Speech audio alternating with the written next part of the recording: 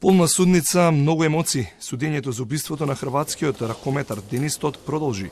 Прв збор доби таткото на убиениот Игор Тот. Допатувал од Хрватска да го следи процесот и очекува да се расветли вистината и да бидат казнети убијците. Цело семејство сме ракометари. На тој ден нашите животи застанаа. Повеќе не работиме со сопругата. Седа е во ред тој денеска ќе играше меч со неговиот тим Бутел против Вардар. Единствено што очекуваме да се дознае вистината преку судот во Македонија. Дали обвинетите се криви? Доколку се криви, соодветно да бидат казнети. Обвинетите ги искористија во ведните зборови да се извинат на семејството Тот за загубата. Не сакале да го убијат нивниот познаник. Сакам да изразам сочувство на семејството. Навистина не сме имале умисла. Никој не сакал да се случи тоа што се случи, а најмалку јас.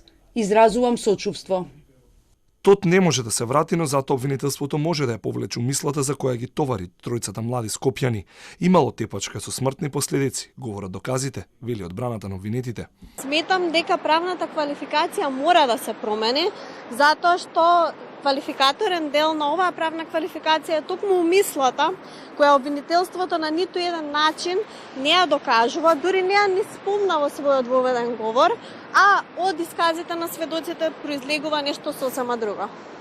Пултот го превземаа сведоците кои копната вечер се нашле во дискотеката Привилич. Денис Тот бил под дејство на алкохол, ги вознемирувал гостите во неговото обкружување. Се сомневаат во мали вербални расправи и со дел од обвинетите. Тие повикале брза помош, а заедно со обвинетите му упружале прва помош на Тот.